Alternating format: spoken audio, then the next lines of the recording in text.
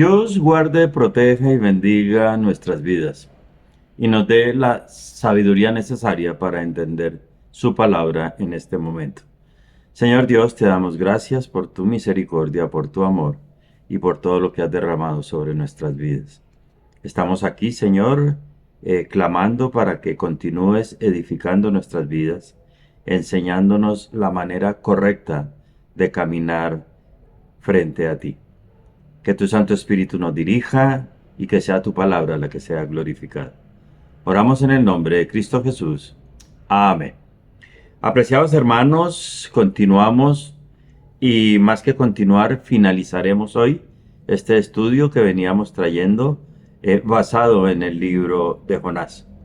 Y hoy, como colofón, como final, tenemos el capítulo 4. Pero quisiese hacer algunas anotaciones iniciales acerca de temas fundamentales del libro. El libro de Jonás es uno de los libros proféticos más cortos del Antiguo Testamento.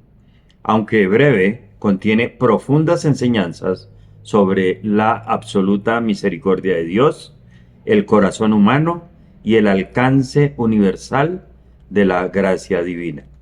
El capítulo 4 que vamos a exponer constituye el cierre del libro, revelando el conflicto interno del profeta después del arrepentimiento de la ciudad de Nínive. Mientras el capítulo 3 nos mostraba el éxito de la predicación de Jonás y el arrepentimiento nacional de los ninivitas, el capítulo 4 expone la lucha espiritual y emocional del profeta, quien se enoja grandemente porque Dios decidió en su soberana voluntad perdonar a la ciudad.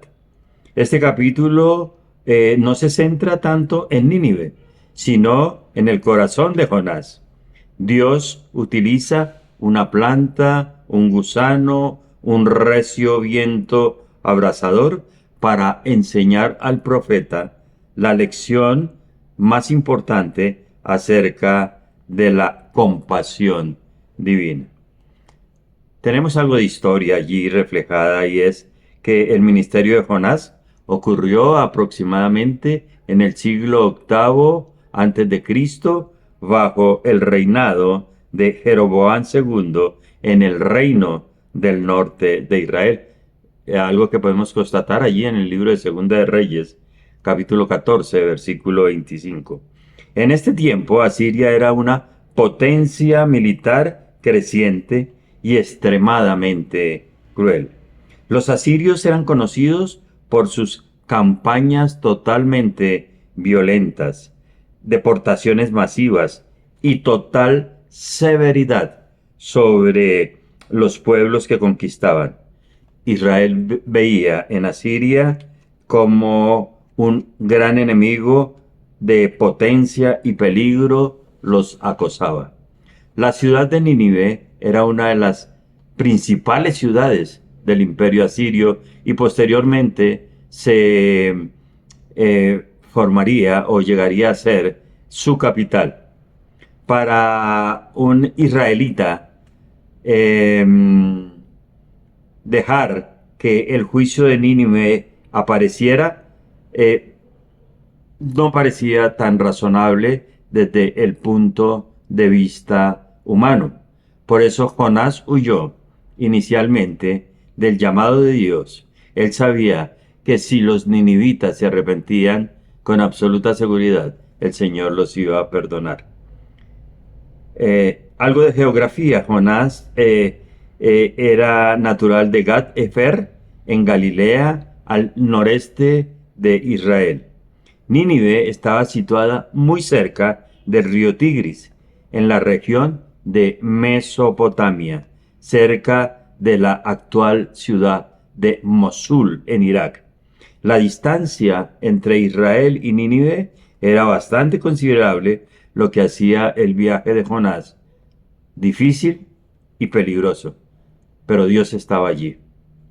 El capítulo 4 ocurre probablemente en las afueras de Nínive, donde Jonás construyó una enramada para observar qué sucedería con la ciudad después de la proclamación profética. Él se iba a sentar a ver la destrucción de Nínive, lo cual deseaba en su corazón. Pero también se manejaban algunos temas políticos. Asiria representaba amenaza, expansión militar, opresión internacional. Israel vivía periodos de tensión debido al gran crecimiento del poder asirio, tanto militar, económico como político.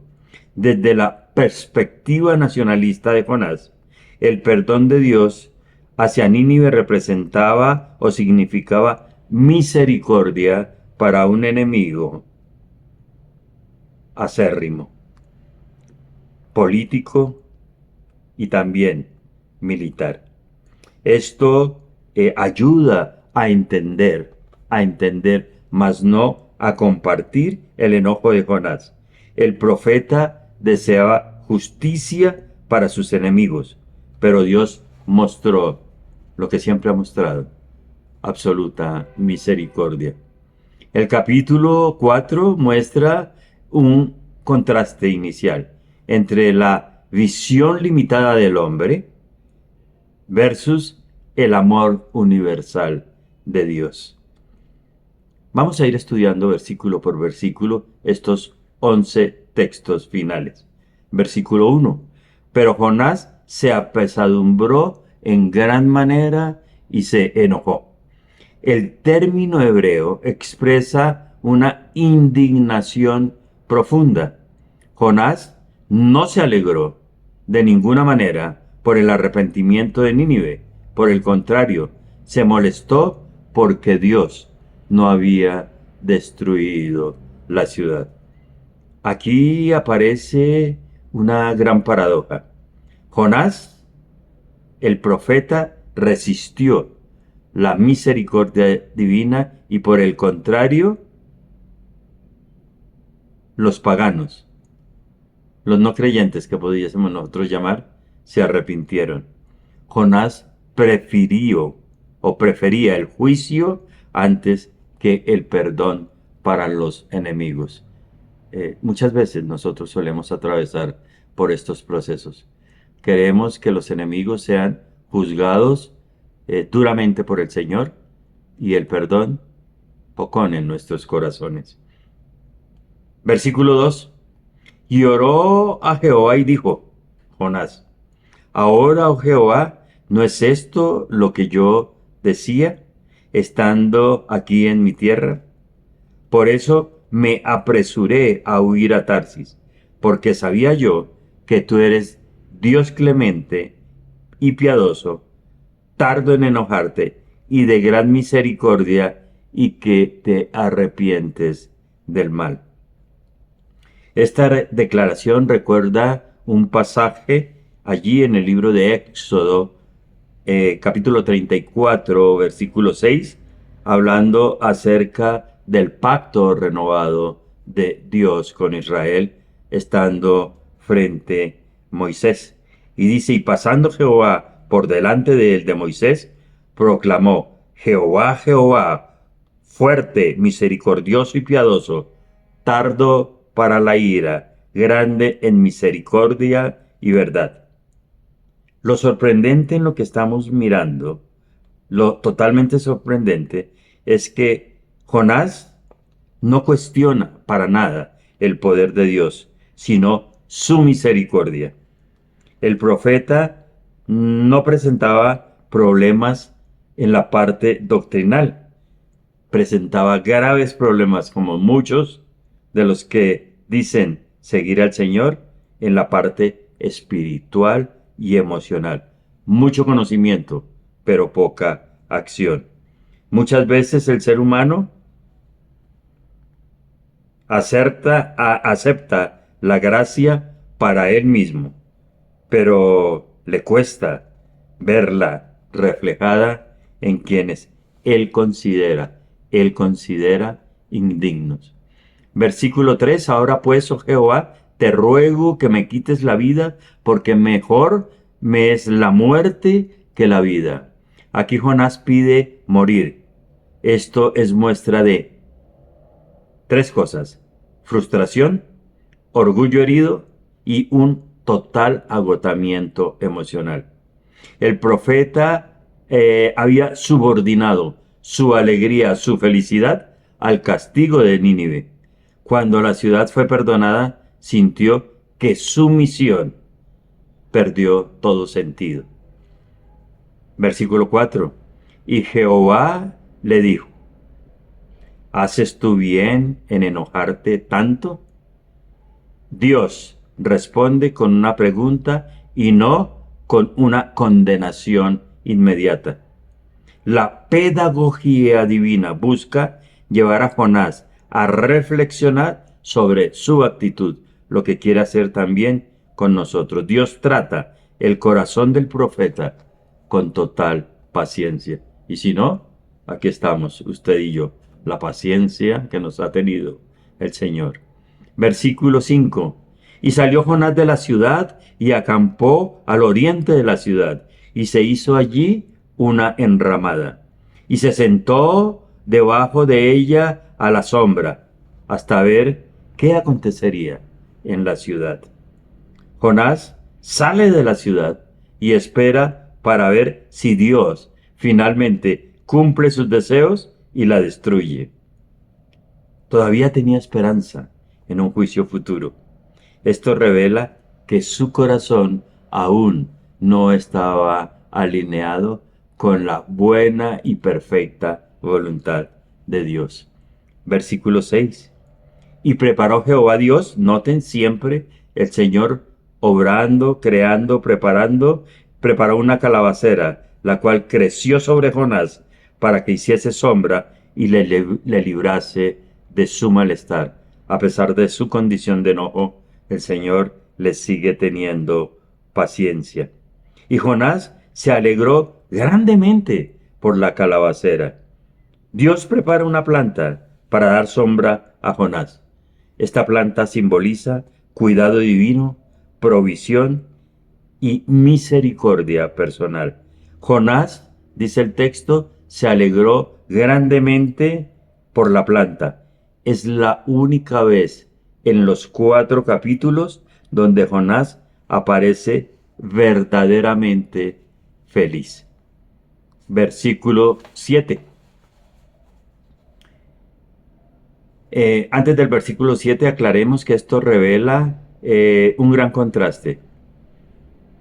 Se alegra por una planta, pero no por miles de vidas salvadas. Versículo 7. Ahora sí, pero al venir el alba del día siguiente, Dios preparó un gusano, el cual hirió la calabacera, y esta calabacera se secó. Dios prepara un gusano que destruye la calabacera. Esto muestra la soberanía divina manifestándose sobre la ciudad por lo que está pasando en Nínive, la naturaleza, la calabacera, el gusano, los animales, el clima, el viento solano y los seres humanos, Jonás y los 120,000 ninivitas. Dios controla cada momento para enseñar una lección espiritual. Versículo 8.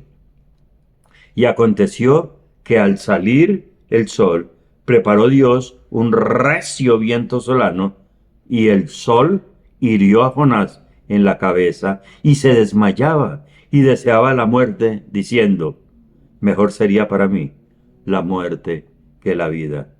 El viento solano oriental representa un calor intenso del desierto. Jonás vuelve, reitera, desea una y otra vez morir ante la no presencia de lo que él deseaba que sucediera. El profeta demuestra inmensa inestabilidad emocional, porque su paz dependía única y exclusivamente de sus deseos y no de la voluntad de Dios. ¿Por qué llega tanta amargura a nuestros corazones? Porque la paz depende de nuestros deseos y no descansamos en la voluntad del Señor. Versículo 9. Entonces dijo Dios a Jonás, ¿tanto te enojas por la calabacera? Y él respondió, mucho me enojo hasta la muerte. El Señor pregunta, ¿tanto te enojas? Jonás responde, mucho me enojo. Respuesta contundente, me enojo hasta la muerte. Jonás eh, muestra más compasión por una planta temporal que por toda una ciudad llena de personas arrepentidas. Versículos 10 y 11. Y dijo Jehová, ¿tuviste tu lástima de la calabacera en la cual no trabajaste ni tú hiciste crecer, que en espacio de una noche nació y en espacio de otra noche pereció?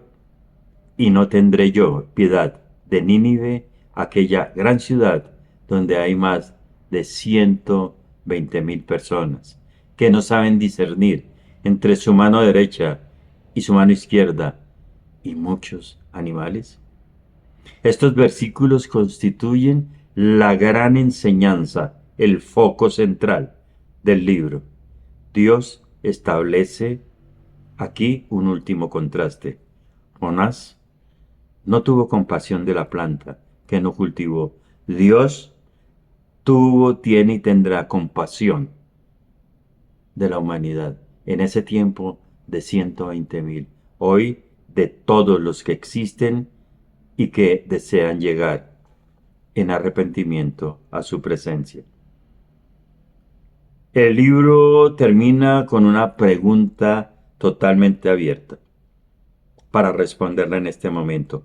¿Compartimos el corazón misericordioso de Dios o limitamos la gracia de Dios según nuestros propios prejuicios, según nuestros propios anhelos? Estamos determinando quiénes deben ser perdonados acorde a lo que hay en nuestros corazones, o estamos orando porque Dios perdone independientemente de quién sea.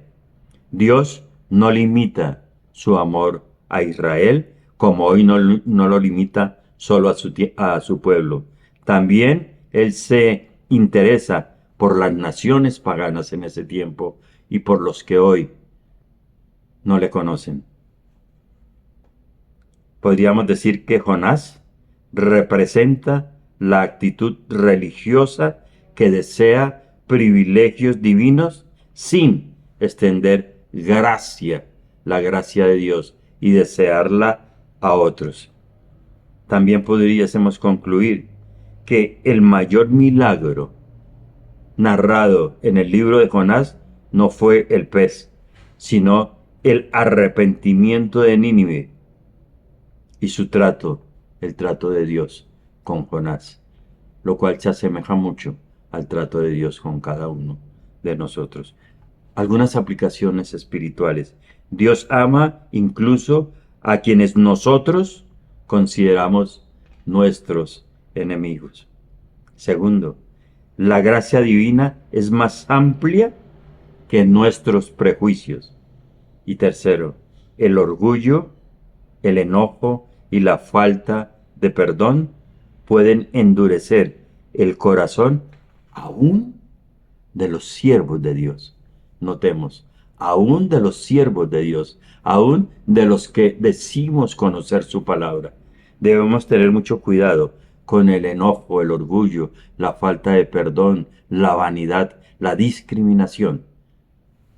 La base de nuestra vida espiritual no es tanto el conocimiento, sino el poner por obra lo que Dios nos ha enseñado. Aspiro que este brevísimo resumen del libro de Jonás nos sirva para llegar a una conclusión en nuestras vidas. ¿Cómo estamos andando? ¿Cómo estamos manejando el ministerio para el cual el Señor nos ha llamado? ¿Estamos siendo selectivos o estamos dispuestos a ir donde el Señor determine? Señor Dios, Padre Celestial, te damos gracias por tu misericordia, por tan grande e infinito amor. Te pedimos en este momento, Señor, que nos ayudes a entender la magnitud del ministerio que has colocado en nuestras vidas. Que miremos la necesidad, la imperiosa necesidad de limpiar nuestros corazones y de erradicar el orgullo, la vanidad y todo aquello que pueda en un momento determinado endurecer nuestros corazones. Te damos gracias en el nombre de Cristo Jesús. Amén. Mil gracias, apreciados hermanos. Continuaremos con otra bella historia en la cual nos introduciremos para extraer de ella esas bellas perlas que el Señor tiene para nuestras vidas. A practicar. Y como siempre, vamos adelante, tomados de la poderosa mano del Señor, que esta enseñanza haya calado en nuestras vidas. Dios nos guarde y nos bendiga.